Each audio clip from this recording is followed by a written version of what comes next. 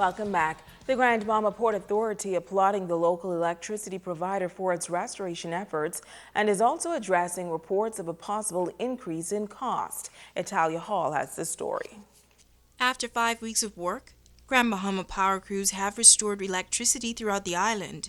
At the Grand Bahama Port Authority weekly press briefing, Vice Chairman of the Port Authority, Sarah St. George, commended President and CEO of the power company, Sarah McDonald, and her team for their outstanding work. I congratulate GBPC for their superb service to this island and also on their safety performance, which was impeccable. Let none of us forget what it was like to be in the dark or living on generators. The cost of restoration, estimated to be in the millions, is expected to be passed on to consumers. St. George says she understands that residents are now concerned about the possible increase in power bills. Be not afraid. In the next phase, the power company will sit down with our GBPA regulation experts, and we will go through the specifics in detail. I can assure you, our prudent operating protocol and regulatory framework will dictate this is done over time with overall minimal or no impact to customers. But the Vice Chairman says consumers should not be intimidated. Don't let sums like $25 million alarm you. The truth is that not doing the reparations would have had a far, far higher cost to the island. Some say 50 times greater. In fact, the island might never have recovered had this been done in months rather than in weeks. And as Ian Rolls said last week, we are victors, not victims. Italia Hall, ZNS Network News. Well, as the Grand Bahama Power Company closes out its restoration work, the role of work crews have not gone unnoticed. In this report, we hear how their time spent on Grand Bahama has been rewarding for both the workers and residents alike. John Davis Roll has more. He said, well, I have to talk to my wife. He goes, I want to take video of the people here to show the people back home how nice the Bahamians are. They came to help restore an island which before Hurricane Matthew was up and running and power was in great supply. But this time the post-hurricane devastation was at a level Grand Bahama had not seen before. With more than 1,000 electricity poles down, all areas were adversely impacted, bringing the entire island to its knees. Within days, Grand Bahama Power, overwhelmed by the demand, called for backup from Emira's international counterparts, and before you knew it, help was on the way. Since then, there's been some light at the end of the tunnel, as one community after the other has been re-energized. This person has experienced firsthand the power behind this Power Pack team. Every power person that's come from away that's helping us, the Holland company, there's a company out of St. Pete, I don't know the name of it, it might be Service Company, and they've come from New Brunswick and Nova Scotia and Tampa and St. Petersburg, and then of course the Grand Bahama Power personnel as well. So I'm really just so elated. While residents like Gail won't welcome this much needed assistance, it has proven to be a rewarding time for those who play a vital role in the restoration process.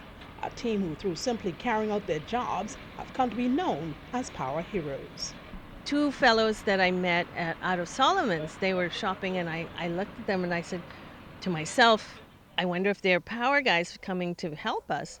So then I thought, no, they can't be. But after I came out, I saw them go to a big power truck. So I walked over to them and I asked them, I said, are you here helping us restore the power? And they said, yes. And I said, well, I want to thank you for coming because we really, really appreciate you helping us. And I just wanted to tell you that. And he said, you know what? I want to buy a house. He said, I want to move here and live because the people are so nice. And that touched my heart because I said, he didn't have to tell me that. And I was just there thanking him for being here. But I told him, I said, just buy a house. You can come live here. Joan Davis Roll, ZNS Network News. Meanwhile, a local trade union is reaching deep into its pocket to assist members following Hurricane Matthew. Sabrina Brown has more. The Bahamas Hotel Managerial Association putting smiles on the faces of its members at the Grand Lucayan Resort. The beachfront property was among the resorts that were damaged on Grand Bahama during Hurricane Matthew, and it remains closed. The managers, who are a part of the bargaining unit, all received a check to assist them during this difficult time. President of the Trade Union Congress, Obie Ferguson, was on island for the presentation. The total amount is in excess of $100,000. That is the total amount that we were able to make available. It's our hope that when we renegotiate this industrial agreement for this hotel, whoever the new owner is, we're going to take a different approach with respect to that particular area.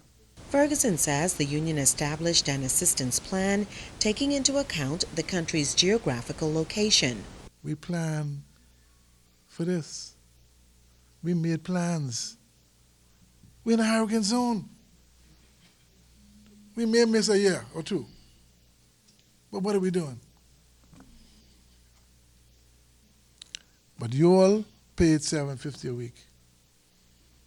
You can multiply that out by the number of members you have, and that can tell you how much money this union takes in. But we were able to make provision that when these things happen, the union will bring some relief. That's what unions are for, not just to collect dues and have big time and enjoy all the goods. Save some money for when things get rough. You bring relief to your members. The devastation caused by Hurricane Matthew impacted countless Bahamians, and the union leader is disappointed that it is so difficult to access help from national agencies. Your roof gone, all your furniture gone, and now you got to stand in line to fill out some form. I mean, where are we going? You need money today. You need money next week. Fill the form out. Somebody got to approve it. And if it ain't right, you have to adjust it. Then the contractor comes in, and he's trying to rip you off. We have to be more responsive to our people. You do those kind of things when the country is doing well, and you want to check.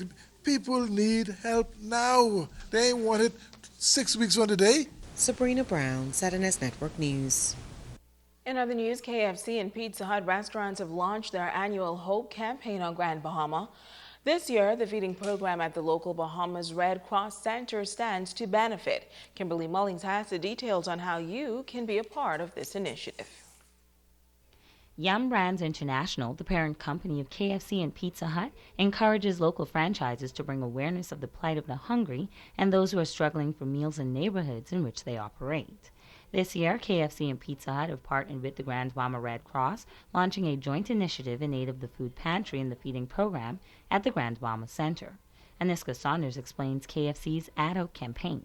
We'd like to invite the community who shops with us, who are our customers, to help us to give a lending hand to the Red Cross in fundraising, collecting monies and also canned and dried items for this charity so that they can continue doing the work that they're already doing, but to help them reach a greater number of people who, because of certain circumstances, are in greater need right now. Pizza Hut is also making a way for the public to be a part of this initiative. Ken Simonet is inviting customers to take part in their Deliver Hope campaign. You can also donate at Pizza Hut non-perishable items or monetary funding. But we try to do what we can to help out the community, and this was something that was a pretty easy decision in working with the Red Cross to help to feed the hungry in Grand Bahama. Stephanie Barr at the Bahamas Red Cross Grand Bahama Center says they are appreciative that KFC and Pizza Hut thought about including them in their annual campaign. Feeding 70 persons 5 days per week, can be challenging for a nonprofit organization. So we are eternally grateful. So this will go a long way in feeding our people on our Meals on Wheels program at the Red Cross. So I would just want to thank you on behalf of Bahamas Red Cross and our recipients for this partnership. Add Hope and Deliver Hope will continue for the rest of the year, with 100% of the items and monies donated going to the Red Cross. Kimberly Mullings, ZNS Network News. Thanks, Kimberly. Now, Red Cross bins will be stationed in restaurants across the island for customers and residents to easily access and make donations. Monetary donations will be accepted at the counter. And now it is time to ask the doctor.